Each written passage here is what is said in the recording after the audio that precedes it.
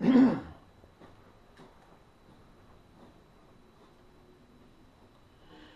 that just gets my attention. Ever since I've been working for God, somebody has been supporting me. And it isn't about an individual or a group of people supporting me. It's God's plan that when in operation supports all of us. The way this operates, it appears to be a burden on those who are supporting it. They do it out of a commitment to God. Because I tell you, in order to do something like that, you better have some commitment to God. Somebody say, well, I can love him that much. No, no. If you love him that much, you love God a little bit more. Anyway, what I'm saying is it's time that all of us, because all of us are waiting or wait on somebody. And usually we are wait on those that we're closer to, our friends, our family, because if things get tight, we expect them or look forward to them to not to be so hard on us. That's why they are the victims. We know the people out there don't give a darn. They throw the book at us. You might not. So, what the message is, ladies and gentlemen, is to take out all of those things that would push us to committing acts that we are embarrassed at. Those things that we don't want others to know about.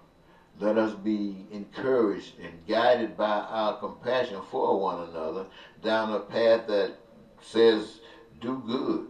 There it is. Hands on. It's yours. Now, spread. Oh, my goodness. I'm going to leave this alone now. I don't think I'm doing anybody any good, so I just wanted to maybe say that to myself. I don't want to be a burden on anyone. I've been sacrificing myself and all that has been mine as a testimony. My kids did not have the liberty. They wanted to go to college. They wanted to go to some of the better schools. I had some smart kids. School called money. But I chose a path working for God that did not allow me to have any money. So when my kids had to suffer what I couldn't give them, everybody else who could do, their kids went to college. Other people who couldn't, their kids didn't go to college. So my kids probably wondering, why didn't I stand up and try to help them get into college? They don't understand what I'm doing. Many of them, just like everybody else in the world, are going through changes, just like I'm sure you do, or did, and are, and so am I. But I've carried a message that would eliminate that. See, here's what the challenge is being. Here's exactly what the challenge is being. God's way is the ideal way. It's the way that works. No ifs and ands about it. But it is not the way that men do things. They do things men's way. And men's way suggests that somebody is better, more worthy, more deserving than others. And those others are to be used for whatever gain those special ones require of them. The whole message of God to people in a world like that is to remind them that that's fake. That ain't real. That's a pretense that is empowered by your ignorance, empowered by your lack of knowledge to know the truth. The truth of life is that spirit is life. And that if you're connected to life, And how do you get connected to life? You gotta wanna be. Somebody say you practice the golden rule, do unto others as you'd have others do unto you. That would kind of help. But basically, where you get your practice is from those who are before you, the ones that set the example. Could be your mother, your father, your friend, your neighbor, your stranger. Somebody set the example. And by setting that example, there's something in you that connects. And it serves as a motivating force to either draw you closer there, not necessarily all the way there, but that direction. And that's the start. And if there was one, there will be others. And eventually, because you want to know, you will be given the opportunity to know the truth. And it's that truth that sets you free. And what I'm saying basically to you, ladies and gentlemen, is this. When I speak to you about this proposal that God has given to you,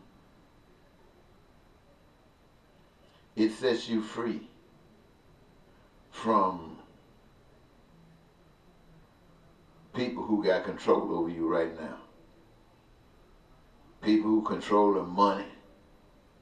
People who control the law. People who got the guns. All those people that can lock you up, all that kind of stuff. It frees you from that. Because you know you're not going to be getting locked up. Nobody's going to be getting locked up. Nobody's going to have a reason to be breaking the law. Nobody's going to have a reason to be committing a crime. So you don't have to worry about them. They can go put the guns down. That don't mean nothing, but unless you're trying to play something, you ain't bullying nobody. Those who got the money, well, we don't need your money to do a job that is necessary. The jobs that we're doing already anyway. And the only thing that is different than what I'm talking about is that you got people convinced that you own. you got people thinking that you own oil. You own steel. You own diamonds. All that stuff that is in the earth, that it was there, been there all the time. You own it now. And you connected with money. And money allows you to get people to work it.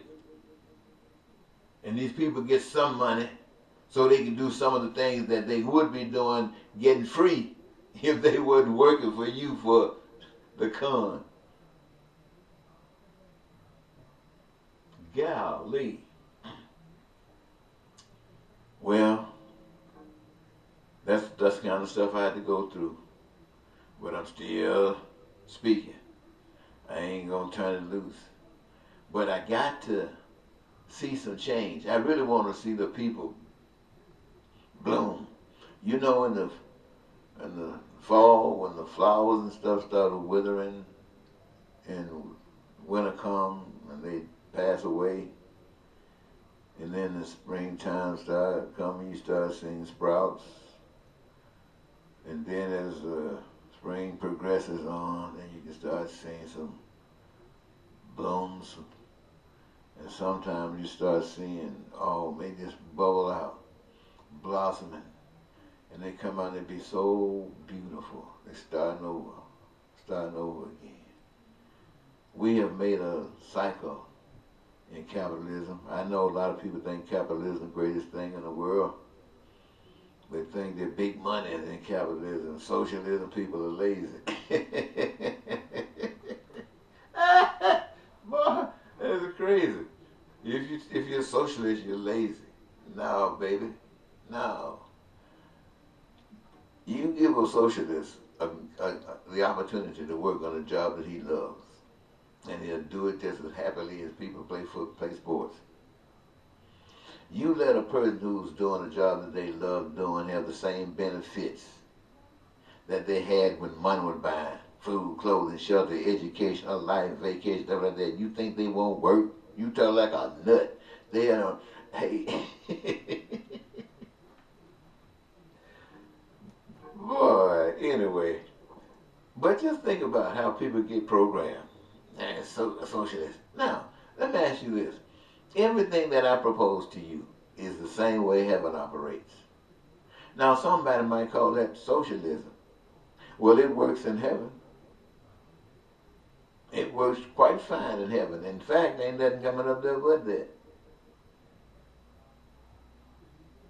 And ain't nobody coming up there until they are adapted to that. You ain't coming up there to learn. You're not coming up there to learn how to live in heaven. If you go there, it's because you learn down here. And you know what the evidence that you learn down here? Because they kill your butt. They killed your butt. They say, oh, we don't want you down here. You got to go. We don't care if you go to heaven, but you got to get to heaven. You got to get the hell out of here. And so they kill you. Ain't that right, Jesus? They kill you. Ain't that right, Gandhi? They kill you. Ain't that right, Dr. King? They kill you. Ain't that right, Malcolm? They kill you. Ain't that right, Megha? They kill you. Ain't that right, John Brown? They kill you. Ain't that right, Abe? They kill you. Ain't that right, John? They kill you. Ain't that right, Robert? Man, they kill you. You too good for this place. So you got to get the hell out.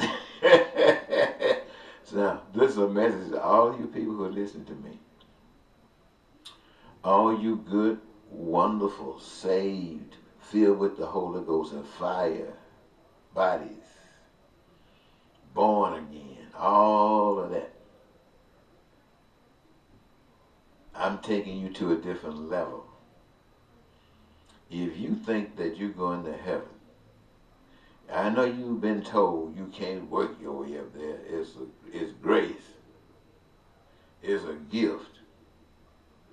It might be grace and a gift to forgive you and give you a shot.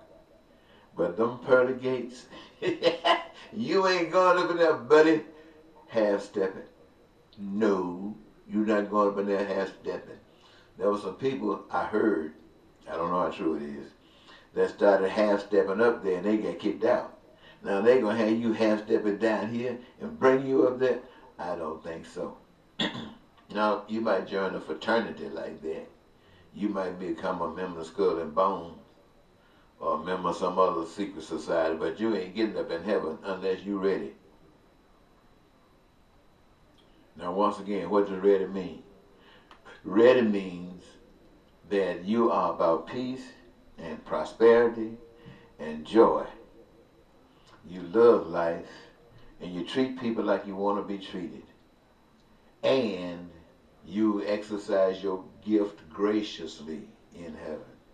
And you ain't allowing no virus, no form of virus come and enter into your space and do anything, any one little thing to take away from your heaven. And the evidence of it here is they looked at you, they watched you, they observed you, and they say, ain't no hell, ain't no devil in this nigga. He got to go. And they took your butt out, and you are free. Ladies and gentlemen, I just want to make it fun, because it is fun once you know. See, once you get that fear about death out of the way, once you are on the business of taking care of business, loving folks, wanting the best for people, knowing that you are no threat to anybody but to anyone except the enemy of life, that's the only one you're threatening. And they'll come at you at any day, but you ain't worried about it, because until the Lord is ready for you to come on up there, they can't hurt you. And when the Lord moves his hands of protection from around you, then you're ready. And you just wait. So bring it on. That's what your song is. Talk to you later. Bye-bye.